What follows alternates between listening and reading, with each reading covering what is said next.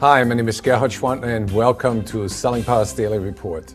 Today we have the privilege of speaking with Keith Rosen, and he's the founder and CEO of Profit Builders and also the author of an interesting book called The Complete Idiot's Guide to Closing the Sale.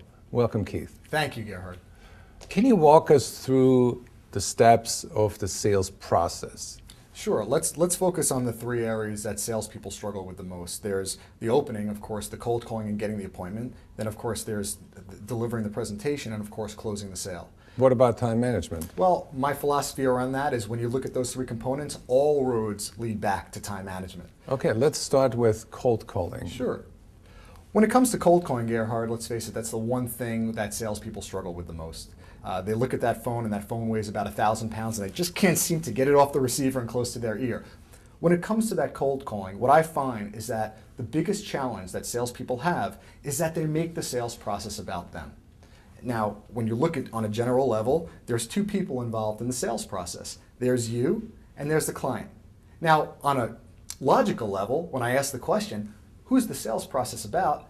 All salespeople will say, well, it's about the prospect or it's about the client. But what do they wind up doing? They make it about themselves. Why do I know that? It's because when I ask them, what's the aversion to cold calling? Here's what I hear. Well, Keith, I don't want to say the wrong thing. I don't want to look bad. I don't want to blow a sales opportunity. I don't want to be an intrusion to someone else's day, and I certainly don't want to be an interruption. Look at the common denominator in every one of those statements. So it's I. I is exactly right. And that's what's getting in the way. They're making it about them. So not only are they putting this internal pressure on themselves to look good and perform, but what they wind up doing is putting too much pressure to produce a result on every cold call. So they push instead of pull. They're pushing instead of pulling, and the push is about my agenda versus the client's agenda. So how is it done right? First of all, a slight change to the initial objective of a cold call, which is not to get the appointment, as many salespeople may feel. It's not to deliver the proposal, and it's not to do the demo. So what is it? Well, the initial goal of a cold call is to see if there's a fit. That's it. The initial goal of a cold call is to see if there's a fit that would make sense taking that prospect to the next phase in your sales cycle. How does it sound when you're on the phone? Well, if you're looking to see if there's a fit, woven into any process of inquiry, there are more questions. And do it in a way where it's what I call permission-based cold calling, permission-based prospecting. First of all, getting permission to have that dialogue when you pick up the phone and get in touch with that decision maker. Then it makes sense to go ahead and invite that prospect to the next step in your sales cycle. So that means asking more questions. That means finding out what their buying process is. It means finding out what their concerns are, should they even buy from you. Okay, let's make up a case. You're a cold calling sales rep who needs leads, and we sell, let's say, furniture, office furniture. How would you call on me if I was the CFO of the company? Well, if I was to make that cold call, it might sound something like this. Hi, Gerhard, did I catch you at an okay time?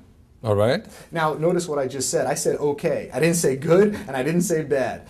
Extremes have tendency to really create an absolute for people, and they have more tendency to say, yes, you did catch me at a bad time, or no, this is not a good time, which what winds up happening to the salesperson is they go ahead and say, okay, well, what's a better time to reach you?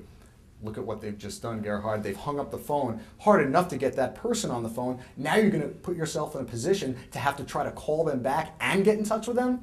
My feeling is continue with the dialogue in a very permission-based way. Okay, I have 2 minutes.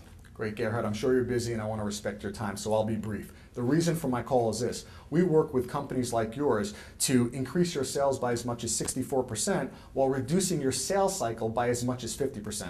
For office furniture? That's correct, for selling office furniture. How does that work? Well, now, Gerhard, I know that might be a tall order to think that we can do that right now, but depending on what you're currently doing, I don't even know if there's a fit worth exploring. But I was hoping that by asking you some questions, we can determine if it makes sense for us to have this conversation in more detail. Okay, what are your questions? Wonderful. So is it okay if I ask you some questions? Absolutely. So now you're going to purpose permission question. Exactly. Now I've gotten permission from you to go ahead, as long as I stick to my timetable, to ask the questions. Once I do that, people are naturally more receptive to open up and give me that information I need to determine if there's a fit. Well, thank you, Keith. We are going to continue our conversation with Keith Rosen tomorrow. We talk about the art of coaching salespeople on how to really help them get to the next level.